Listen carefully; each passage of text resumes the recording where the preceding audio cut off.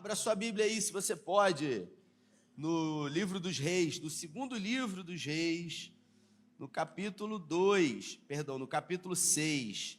Segunda Reis, capítulo 6, versículo 24. Diga para quem está do seu lado assim, está preparado? Diga, pergunta.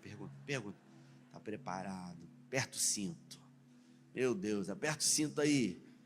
Tema da nossa conversa de hoje, de repente, tudo mudou. Você pode repetir comigo? De repente, tudo mudou. É isso. Eu também creio. Ela já tomou posse aqui. Recebe sua vitória em nome de Jesus, minha irmã. Vamos lá. Segundo livro dos Reis, capítulo 6, versículo 24. Diz assim, a minha tradução. Depois disso, ou algum tempo depois, ajuntou Ben-Hadad, rei da Síria, todo o seu exército, e subiu e sitiou a Samaria. Houve grande fome em Samaria, e eis que sitiaram ao ponto de se vender uma cabeça de jumento por 80 siclos de prata e um pouco de esterco de pombo por 5 siclos de prata. Passando o rei de Israel pelo muro, gritou-lhe uma mulher: acode-me, ó rei, meu senhor. E ele lhe disse: se o Senhor não te acode, de onde eu acudirei? E da eira ou do lagar? Perguntou-lhe o rei: que tens? Respondeu ela: essa mulher me disse: dá-me o teu filho, para que hoje o comamos, e amanhã comeremos o meu. Cozemos, pois, o meu filho, e comemos. Mas, dizendo-lhe eu ao outro dia: dá-me o teu filho, para que comamos, ela o escondeu. Tendo o rei ouvido as palavras da mulher, rasgou as vestes. Ele fez o quê? Rasgou as vestes, quando passava pelo muro. E o povo olhou e viu que trazia pano de saco por dentro sobre a pele. Até aqui, fecha os seus olhos. Pai, essa é a tua palavra. E nessa noite, em graça, pedimos que o Senhor fale conosco, que através dos ensinamentos de tudo aquilo que aconteceu nessa história, o Senhor possa nos inspirar, o Senhor possa nos despertar para vivermos uma vida que fomos chamados para viver e que vale a pena ser vivida em nome de Jesus. Amém.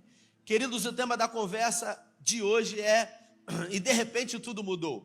Há cerca de 2 semanas atrás, o pastor Genilson, ele trouxe uma mensagem que fala exatamente o que aconteceu anteriormente a esse texto aqui, Marco.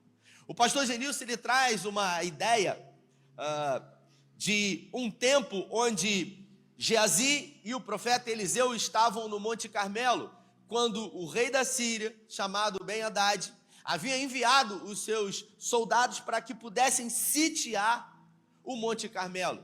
Geazi estava realmente apreensivo, havia acordado mais cedo, e ao acordar mais cedo, ele viu e ficou temeroso de um número do exército de Ben-Hadad que estava cercando o rei, cercando o profeta e o seu moço no Monte Carmelo. A Bíblia fala que ele acorda o seu senhor, que diz então para ele: você tem pouca fé, e pede para que o Senhor abra os olhos dele para que ele veja. A partir do momento em que os olhos espirituais de Geazi se abrem, a Bíblia diz que Eliseu ora outra vez para que o Senhor produza uma cegueira espiritual, uma cegueira física, em todo aquele exército. E o exército que cercava aonde estava o profeta, agora estavam totalmente perdidos. E a Bíblia diz que Eliseu pega aquele exército pela mão e leva eles a 16 quilômetros de distância para dentro de Samaria. Cercam aquele exército dentro de Samaria, e Deus então abre os olhos daqueles homens. E a Bíblia fala que o rei então pergunta a Eliseu o que ele deve fazer com aqueles homens. O rei desejou matá-los, afinal era o exército de Ben-Hadad. E Eliseu então diz: não vamos matá-los, senão alimentá-los. Vamos fazer o bem àqueles que nos perseguem. E a Bíblia fala que um grande banquete foi dado àqueles homens. E por um período de tempo, os sírios não atacaram Israel. E aí agora, no versículo seguinte, o texto diz: algum tempo depois, ou depois disso, ajuntou Ben-Hadad, o rei da Síria, de novo, todo o exército, e subiu e sitiou Samaria. Ben-Hadad, rei da Síria, ele já havia tentado inúmeras vezes sitiar e conquistar a Samaria. Samaria possuía uma população de aproximadamente 15 mil habitantes. Só que esse tempo depois fez com que o rei Ben-Hadad juntasse 32 províncias e um exército de 120 mil homens e vinha avançando território a território até que ele cercou Samaria e ele decidiu conquistar Samaria de qualquer jeito. Diferente de todas as outras vezes o que ele fez diferente agora? Ele simplesmente cercou Samaria e ficou a uma distância que os arcos com as flechas não atingissem o seu exército. E ele decidiu permanecer ali em volta de Samaria. O rei de Israel não sabia, mas a estratégia de Ben-Hadad era permanecer ali o tempo que fosse necessário até que as muralhas pudessem oferecer alguma vulnerabilidade para que ele pudesse entrar. Como eles tinham muitos suprimentos, no primeiro ano, lamentavelmente, eles não administraram aquilo que eles tinham. E a Bíblia fala que eles simplesmente viveram a vida como se nada tivesse acontecendo. No segundo ano, eles entenderam que Ben-Hadad não ia sair tão cedo, e ainda assim eles permaneceram como se nada tivesse acontecendo, até que o terceiro ano veio. E quando o terceiro ano chegou, as provisões acabaram, e houve uma terrível fome em Samaria. E a Bíblia fala que aquilo que era comprado facilmente por um preço justo, já não se podia mais.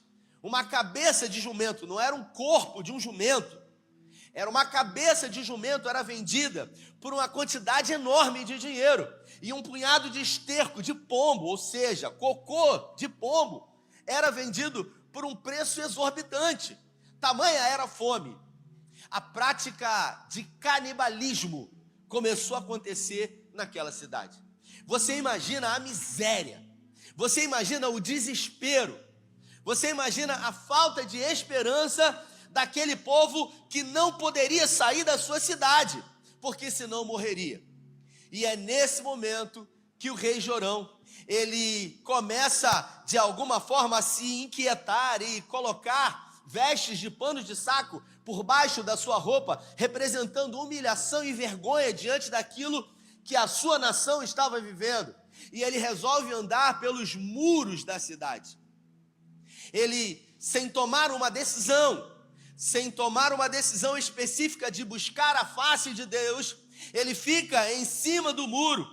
E todas as vezes que nós estamos em cima do muro, não decidindo aquilo que queremos nas nossas vidas, de alguma forma nós estamos adiando um resultado, seja ele positivo ou negativo. Então, carinhosamente, diga para quem está do seu lado: desça do muro. Isso, diga para quem está do seu lado. E ele permaneceu no muro. E a Bíblia fala que ao estar no muro, vigiando se havia alguma brecha ou se algum soldado estava disposto a demonstrar fragilidade para que o exército pudesse invadir e conquistar a cidade, duas mulheres o procuram. Duas mulheres desesperadas gritando: socorro, majestade, socorro, majestade, por favor, majestade, socorro, majestade. E uma delas grita: o Senhor precisa me socorrer. E ele diz: eu sou Deus por acaso? Se Deus não está socorrendo a gente, que dirá eu? E aí de repente ela diz: olha, eu estou aqui com essa mulher aqui, que é minha amiga, e ontem nós comemos o meu filho cozido. O desespero é tão grande que uma mãe, ela teve a irracionalidade de cozinhar o próprio filho para matar a sua fome. E ela disse para mim: hoje comeremos o seu filho e amanhã comeremos o meu. E ontem nós comemos o meu filho e hoje ela escondeu o filho dela. O senhor precisa fazer alguma coisa. O rei, ele se sentiu humilhado, envergonhado desesperado, e a Bíblia fala que ele rasgou as suas vestes. E quando ele rasgou as suas vestes, o povo percebeu que por baixo da sua roupa estava vestido de pano de saco, representando totalmente humilhação e vergonha. E ele declarou uma palavra: tão certo como o Senhor vive, que amanhã, a essa hora, Eliseu não estará mais vivo. A pergunta que eu me faço é: não seria mais fácil ter buscado a face de Deus? Não seria mais coerente ter buscado a presença de Deus diante de um grande problema? Quantas são as vezes que diante de situações difíceis, queridos, nós escolhemos os caminhos mais difíceis ao invés de escolher os caminhos mais óbvios? Eu já tenho dito algumas vezes nas minhas mensagens aqui que pessoas, às vezes desesperadas e preocupadas em situações que hoje parecem insolúveis, elas dizem: agora só nos resta orar, quando na verdade a oração deve ser a primeira coisa, quando na verdade buscar a presença do Senhor deve ser a primeira coisa a ser feito. Mas não, o profeta aqui, ele é ameaçado de morte diante de 3 anos de miséria. E o profeta não tinha nada a ver com isso. Mas o rei Jorão achava que Eliseu, ele era culpado, porque há alguns anos atrás, eles deveriam ter assassinado o exército de Ben-Hadad que estava cercado dentro. E a gente às vezes olha para trás e de alguma forma a gente tem um sentimento de culpa, de achar que se eu tivesse, e se. Observe que enquanto a nossa mente ela vagueia no passado, ou ela vagueia no futuro, imaginando ou conjecturando aquilo que vai acontecer, ou no passado, imaginando de que forma poderia ter sido, nada muda na nossa vida, porque as coisas definitivamente só acontecem. A nossa vida verdadeiramente somente muda quando a gente decide sair de cima do muro e tomar uma decisão, e se posicionar buscando a presença de Deus, buscando estratégias de alguma forma, para que Deus possa nos trazer uma resposta ou uma saída diante do momento que nós estamos vivendo. Mas o exército de Ben-Hadad era um exército de 120 mil homens fortemente armados. O exército do rei Jorão era um exército muito menor, a população total era cerca de 15 mil homens.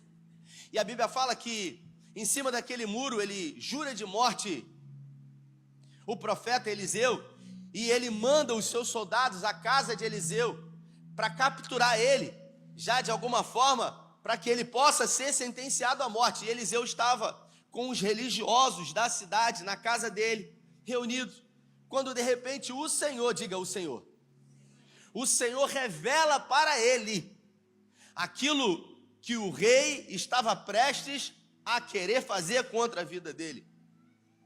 E nesse momento, o Senhor revela para Eliseu os planos de Jorão em matá-lo. E ele então começa a declarar para os religiosos da cidade: o rei, ele está planejando a minha morte. E ele está vindo aí, eu já posso ouvir os seus passos. E a Bíblia fala que de repente o rei, ele entra pelas portas da casa de Eliseu, já desesperado, já desejoso de alguma forma de produzir uma vingança ou de descarregar sobre ele a frustração de 3 anos de miséria. E ele diz então: tudo isso é culpa sua. Tem uma tradução do Eugene Peterson na Bíblia, a mensagem, que ele faz uma pergunta para Eliseu. Eu me lembro que eu preguei essa mensagem em 2020, e na segunda-feira essa mensagem veio ao meu coração, quando ele faz essa pergunta ao profeta Eliseu. Jorão, ele diz: poderia porventura eu ainda ter esperança no Senhor diante do que eu estou vivendo? Devo eu ainda ter esperança diante da situação, do quadro que eu estou vivendo hoje? E aí eu pergunto para você: será que a situação que você está vivendo é tão impossível, é tão difícil, é tão delicada, que impede com que você tenha, porventura, esperança em Deus? Existe uma situação que Deus não possa resolver? Existe um quadro impossível, irreversível a esse Deus Todo-Poderoso? Porque a Bíblia fala que mesmo sendo impossível, Ele faz o impossível. E aí a pergunta que eu faço: devo eu ter ainda esperança no Senhor?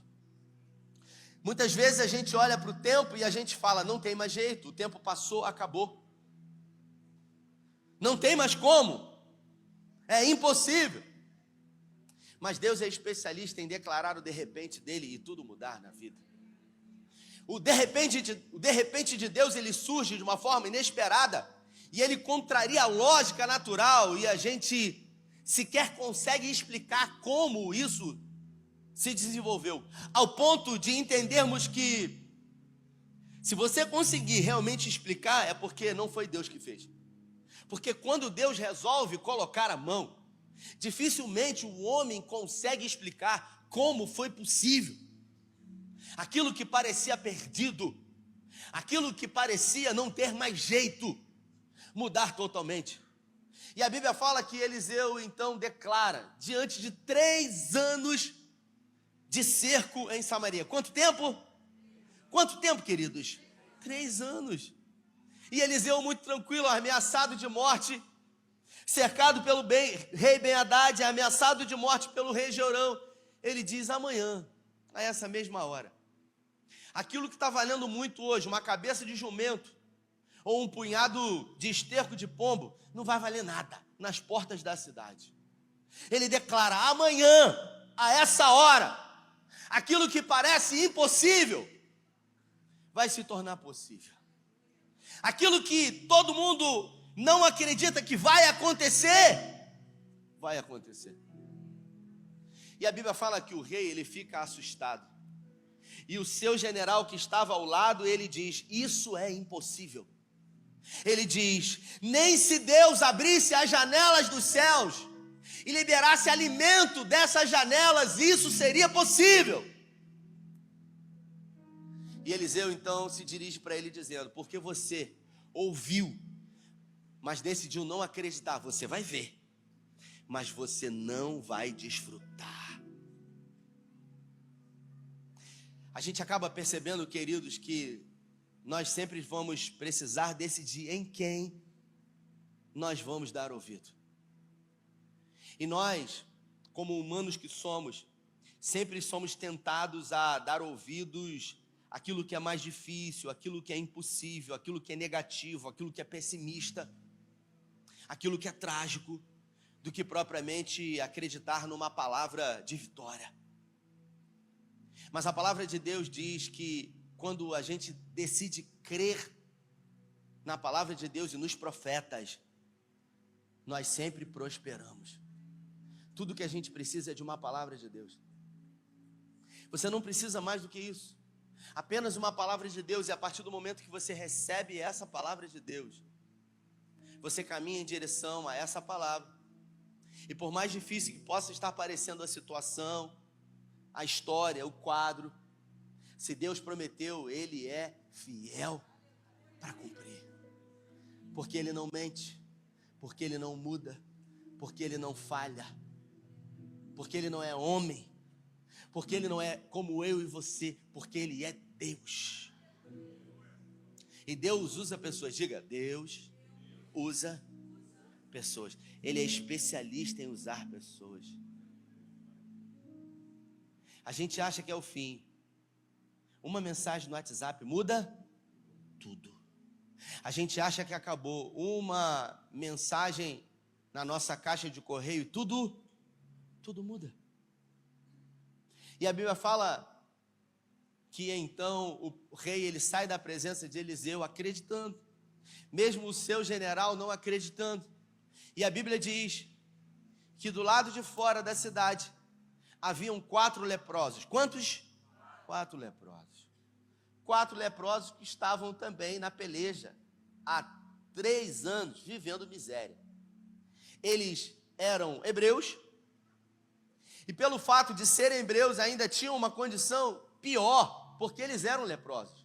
Viviam no leprosário próximo de Samaria. Não podiam entrar em Samaria, porque os leprosos não podiam ter contato com as pessoas. Porque a lepra, na época, hanseníase, era uma doença considerada como maldição. Um leproso, ele precisava estar a uma certa distância, E todas as vezes que ele se aproximava, ele deveria dizer: leproso, estou me aproximando, para representar realmente uma total humilhação. E a Bíblia fala que aqueles leprosos permaneceram juntos. Eles permaneceram juntos. E você sabe o porquê deles conseguirem sobreviver? É porque eles decidiram permanecer juntos. Existem pessoas que no tempo de crise, elas decidem se separar. E normalmente, pessoas que no momento de crise acabam se separando, Jéssica, são pessoas que estão muito mais vulneráveis, estão muito mais propensas a ficar pelo caminho. Mas eles permaneceram juntos durante os 3 anos. Só que agora eles estão diante de um momento difícil da vida deles, porque eles já estão na miséria, com fome há muito tempo. Eles se reuniram e eles disseram: a gente precisa tomar uma decisão, porque até hoje a gente esperou esse cerco acabar, mas a gente precisa fazer alguma coisa. E eu aprendo com isso que se a gente fica numa posição de espera há muito tempo, de alguma forma não decidindo por aquilo que a gente quer ou por aquilo que a gente acredita, a gente vai ser vítima das coisas acontecerem na nossa vida e não protagonista da nossa história, fazendo com que elas possam verdadeiramente acontecer. E a Bíblia fala que eles disseram: a gente precisa fazer alguma coisa. E a gente tem 3 opções: ou a gente vai para Samaria e a gente entrar, mas eles não vão deixar a gente entrar, e ainda que a gente entre, não tem comida para eles. Se não tem comida para eles, não terá comida para a gente. A gente pode ficar aqui e esperar que o nada aconteça, porque há 3 anos não acontece nada. Ou a gente pode se apresentar ao exército de Ben-Hadad. E a Bíblia fala que no crepúsculo da noite, eles decidiram se apresentar ao exército de Ben-Hadad. Eles decidiram fazer alguma coisa. Eles decidiram sair do lugar onde eles estavam. Eles decidiram se posicionar em direção a uma atitude, a uma escolha. E a verdade, queridos, é que a gente às vezes se coloca numa posição omissa, sempre esperando que coisas aconteçam do lado de fora, para resolver problemas que existem do lado de dentro. E a Bíblia diz que eles decidiram, no crepúsculo da noite. Você vai ler o texto em casa, e o texto vai dizer que exatamente também no crepúsculo da noite, Deus produziu sons de carros de ferro, que atormentaram os 120 mil homens do exército de Ben-Hadad, que conjecturaram, fantasiando. A nação de Israel se juntou aos egípcios, e agora eles vêm contra nós, com uma fúria de todos os deuses. E eles ficaram apavorados, e a Bíblia diz que Deus produziu confusão do exército de Ben-Hadad.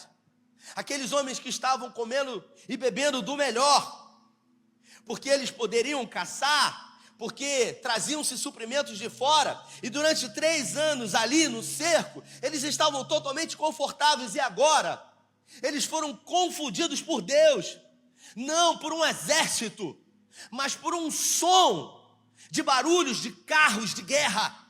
E a Bíblia diz que ao ouvir esse som, desesperados, eles largaram absolutamente tudo, e eles fugiram.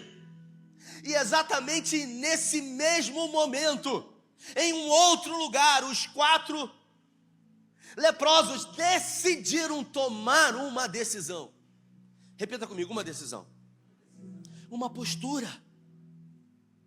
Eles decidiram bater na mesa e dizer: agora chega, acabou para mim.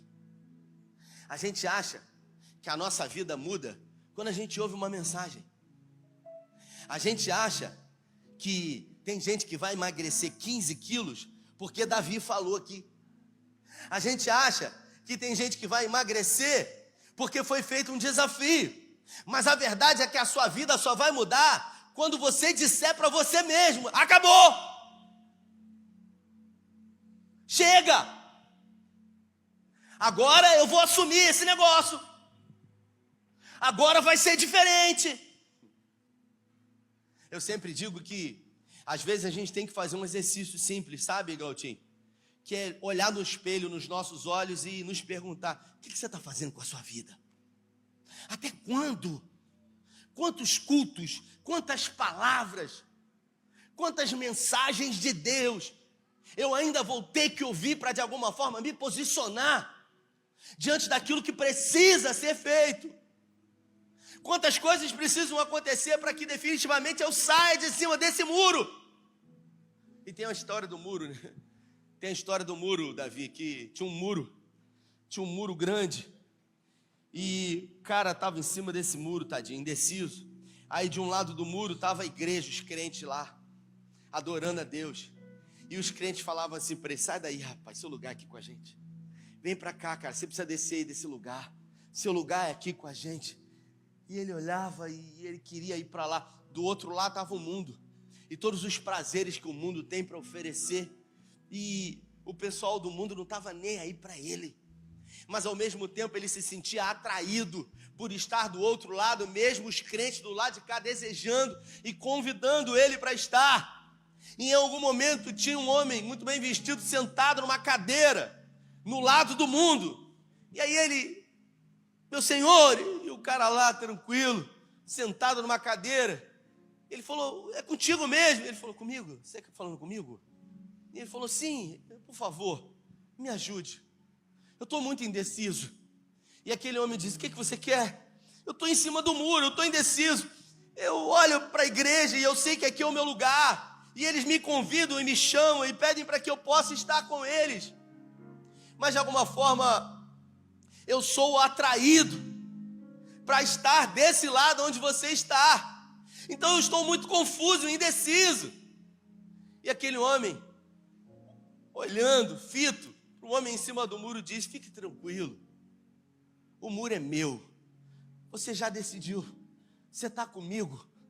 E a gente acaba percebendo que quem não decidiu, acabou decidindo, porque quem decidiu não tomar uma decisão, já tomou uma decisão de esperar, e de não, de alguma forma, fazer a coisa certa para as coisas acontecerem. Aqueles 4 leprosos tiveram as suas vidas transformadas a partir do momento em que eles decidiram não mais permanecer naquele lugar. Eles tinham 3 opções. Quantas opções? 3 opções. E a Bíblia fala que quando eles chegaram no acampamento de Ben-Hadad, o acampamento estava vazio. A primeira coisa que eles viram foram fogueiras que estavam sendo assados animais, e eles começaram a comer. Eles entraram dentro de tenda, tinha ouro, tinha prata, tinha vestes, tinha tudo que vocês possam imaginar. E a Bíblia diz que eles ficaram constrangidos, e eles falaram: meu Deus, se a nação de Israel, se o povo em Samaria souber que eles não estão mais aqui. E a Bíblia diz que um ficou dizendo para o outro: não, mas a gente tem que aproveitar, a gente não pode compartilhar, porque a gente que descobriu isso aqui. Até que teve um que falou: não, mas se essa bênção chegou até nós, é porque de alguma forma nós precisamos compartilhar, porque nós não podemos ser o final da bênção. Eu aprendo com isso que eu sou abençoado verdadeiramente quando eu abençoo. É isso, quando eu não me torno o fim da bênção. E a um sensato disse: se o rei Jorão descobrir que a gente desfrutou disso aqui e não avisou a eles, nós seremos terrivelmente castigados. E eles então vão até Samaria e sinalizam, dizendo: o exército foi embora. E aí o rei Jorão disse: isso é uma estratégia de Ben-Hadad. Tem gente que tem dificuldade de acreditar no milagre em que Deus faz. Diga: não tenha dificuldade de acreditar. Diga, mesmo que pareça impossível, Ele é fiel para cumprir. E a Bíblia fala que Ben-Hadad ficou desesperado. Alguém teve uma ideia, aquele general que duvidou, disse: vamos fazer o seguinte, vamos mandar 5 cavaleiros para eles verificarem. E os cavaleiros chegaram até o acampamento e perceberam que o exército realmente tinha abandonado tudo para trás. E aí, de repente, foi informado na torre da cidade o que estava acontecendo, e que tinha água, que tinha comida, e que tinha vestimenta, que tinha ouro, que tinha prata, para todos que quisessem, num grande arraial do exército de Ben-Hadad. E esse general, ele resolveu abrir os portões da cidade, para que o povo agora pudesse ir em direção e saciar a sua fome. E a Bíblia fala que quando ele abriu os portões da cidade, o povo atropelou ele, e ele foi pisoteado. E ele morreu pisoteado, porque ele decidiu não acreditar numa palavra do homem de Deus. Eu pergunto para você nessa noite, quantas vezes Deus precisa falar com você? Quantas vezes? Pergunta carinhosamente para o seu lado. Pergunta, quantas vezes Deus precisa falar com você? Pergunta para quem está do seu lado. Quantas vezes? Quantas vezes? Mas tem que responder. Quantas? 10? Está repreendido. Diga uma. Diga somente uma. Diga somente uma. Somente uma. Às vezes Deus fala com você hoje. Ele libera uma palavra sobre a sua vida. E você tem absoluta certeza que essa palavra veio do coração de Deus. E aí quando chega no meio da semana, o diabo vem e rouba essa palavra. Aí você fala assim, meu Deus, mas Deus não falou com você? Aí alguém diz, poxa, mas você tinha tanta certeza porque Deus não falou? Será que Deus estava confuso? Será que Deus se enganou? A Bíblia fala que Deus falou com Noé para ele construir um barco, sabe? Deu as medidas para ele, as dimensões, e Noé chamou a família dele, porque tudo o que Deus tem como propósito na vida dos seus filhos, Glautinho, tem a ver com família. Deus não chama ninguém sozinho. Deus não chama nenhum homem, nenhuma mulher para uma grande obra, para deixar a família pela metade, pelo caminho. Nada que o homem ou uma mulher possam conquistar na terra, de posição social, de posição financeira, se a família não estiver junto, tem a ver com o propósito de Deus na terra. Porque aquilo que Deus faz tem a ver com família. E a Bíblia fala que Noé chamou a sua família, e Noé colocou a sua família numa grande obra, num grande projeto. E todos foram envolvidos no mesmo projeto. Eu aprendo com isso que quando permanecemos juntos, a crise vai vir, mas da mesma forma como vier, ela vai passar no nome de Jesus, se permanecermos juntos. E a Bíblia fala que Noé foi chamado de louco, de maluco, de irresponsável, porque durante muito tempo ele decidiu construir um barco, sendo que nunca na história havia chovido, caía orvalho sobre a terra. E pasmem vocês, durante 120 anos, quanto tempo? Meu irmão, 120 anos o cara construiu um barco, porque ele ouviu uma palavra de Deus. E ele foi chamado de maluco, Alexandre. Ele foi chamado de louco. Ele foi chamado de doente, porque todo crente é maluco, até que o milagre aconteça. Porque quando o milagre acontece, aquele que era chamado de maluco, de fanático, é olhado de uma outra forma, e as pessoas dizem, de repente, tudo mudou. E Deus não precisa de nada para mudar a sua situação hoje. Ele simplesmente libera uma palavra através da sua Bíblia, que é a sua boca, através de um homem dele, para a sua vida, e tudo muda de hoje para amanhã. E eu quero crer profeticamente que Deus quer falar com pessoas aqui nessa noite. Deus quer liberar o haja dele sobre a vida de homens e mulheres que estão aqui. Deus quer declarar o de repente dele sobre a sua vida, sobre a sua casa, sobre o seu casamento, sobre a sua relação familiar, sobre a sua vida financeira, sobre as suas emoções, sobre o seu deserto que você está passando. Então se coloque de pé nessa noite, feche os seus olhos e de alguma forma faça dessa canção a sua oração. Sabe, às vezes a gente fica buscando lugares para a gente olhar, saídas alternativas, mas eu penso que o meu futuro, ele está dentro de mim. que o seu futuro está dentro de você, porque a Bíblia fala no Gênesis que Deus formou o homem do pó da terra e soprou o espírito dele em suas narinas e fez alma vivente. Isso quer dizer que dentro de você está o Espírito de Deus. E se o Espírito de Deus está dentro de você, o seu futuro está dentro de você, que é no Espírito Santo de Deus. Então feche os seus olhos por um momento agora e comece a contemplar com os olhos espirituais o seu futuro. A palavra de Deus declara: crie, e por isso declarei. Então comece a contemplar com os seus olhos espirituais aquilo que você vai viver. Não aquilo que a sua mente tem atormentado você, mas profeticamente comece a contemplar e declarar que a bondade do Senhor está sobre a sua vida, que as misericórdias do Senhor são a causa de você não ser consumido. Que bom é o Senhor e que cuida dos seus e sabe amar como ninguém. Comece a declarar com a sua própria boca aquilo profeticamente que irá acontecer na sua vida. Assim como Davi no Salmo 27, ele declarou. Assim como o filho pródigo, Lucas no capítulo 15 declarou: tornar-me-ei ao meu pai, voltarei e dizer: pai, pequei contra ti. Assim como em muitos momentos do Evangelho de João, aquela mulher declarou: se eu tão somente tocar, serei curada. Assim como Davi disse: certamente que a bondade do Senhor estará comigo. Assim como no Salmo 27 ele declara: pereceria sem dúvida se eu não cresce que verei a bondade do Senhor na terra dos viventes. Começa a profetizar sobre a sua vida.